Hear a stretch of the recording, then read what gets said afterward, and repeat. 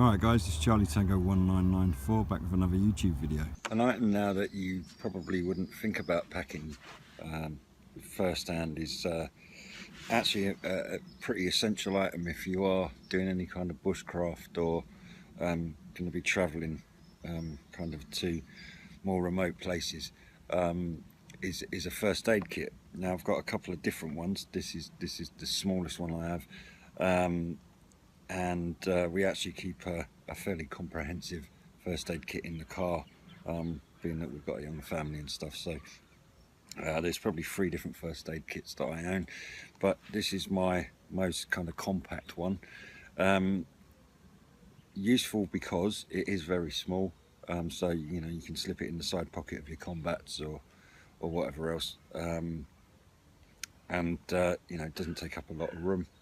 Can be carried quite easily on your person, just slip it in a pocket basically, so it's always with you, and it does contain sort of bare essentials but useful and important stuff. So let me just run through what I carry in my FAK, my first aid kit. If you're new to this channel and would like to see more CB related videos, feel free to hit the subscribe button below and watch out for new videos uploaded every Wednesday. If you enjoy my videos, don't forget to hit the like button or leave me a note in the comments section. Also, if you're new to CB Radio, watch this video through to the end to find out more about the free gift I offer to all of my subscribers. There's some burn relief, some burn gel. Again, if we're going to be out and about lighting fires, anything that might get hot, even you know when you're cooking you might burn yourself on a mess tin or something like that. And again, you're not going to be probably in a place where you can just dial the emergency services and get an ambulance out to you. You certainly wouldn't want to be sending a helicopter or something into the air just because of a burn or whatever. So a very useful thing to have with you if you are doing anything with fire.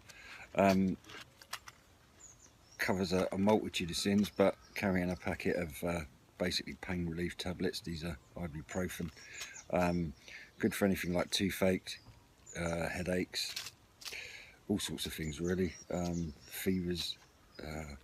As I say, any kind of pain relief, ibuprofen are very cheap and widely used, so good to carry those as well.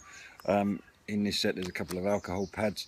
If you get a scrape or a scratch, certainly if you're going to be away for a couple of days, there's a risk that it might even go septic or you know, just start to ache because it needs a clean. So always good to have alcohol pads. Naturally there are a number of different size plasters. Again, if we're going to be working with knives, there's a risk that we might catch ourselves, cut ourselves basically.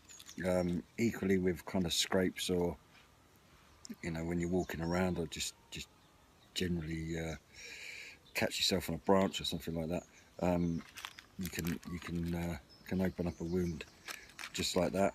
And they can be used, you know, in conjunction. So even though there's probably a fairly small selection of smaller plasters, if you needed to, you'd combine a number of these and it would close up quite a big wound. So good to have. And as a kind of an extension to that, there's a small bandage, some cotton, and some tape. So you know, if you did have a fairly big wound, a fairly wide wound, there's the basic components there to build something out of these bits that would cover, as I say, quite a large wound. So all good stuff to have. There's a sewing kit in here. I'm not sure if originally it was in here, it might have been, but again, I mean, I can't see it did really be serious circumstances if you had to stitch yourself up, certainly with a sewing kit, but truthfully, you know, if it was that serious and there wasn't any other means, there might be a situation where, you know, just an emergency kind of just to close up the wound as much as you can, Would be quite a painful thing to do without any local anaesthetic or anything, but you know, it's not going to happen, is it? But should it ever happen, you've got the stuff with you. And two last items in here. One is a packet of cotton wool sticks, cotton buds. Again, if you get anything in your ear, you know, I don't know, insects or just any kind of foreign object that you might end up, well, I guess even up your nose. But there might be a reason, again, if you're going to be miles and miles away from any kind of help, where these would be useful to dig something out or clean something up, actually, if you wanted to get kind of into a wound or whatever else. And then the last item in here is an emergency kind of piece of paper to put your details on. There's a space there as well for your blood group and any special kind of comments. If you've got diabetes or anything like that, then you know, you can write down special requirements. Again, you know, if you were in a coma or unconscious or something like that, and someone came across you and found that information, particularly if you've got any special requirements, then it could be a life-saving thing. So, you know, again, carry it with you, definitely, but hope never that you need to use it. I mean, you do tend to, I have to be honest. I've cut myself more than once, as I remember, so it's always been useful to have a couple of plasters with you. And I can think of a time when I had pretty serious toothache, so I've been glad to have carried a first aid kit with me. So this will come with me. Again, not too many concerns about weight or size, and as you can see, it's got a number of items in there that, if needed, could be absolutely essential.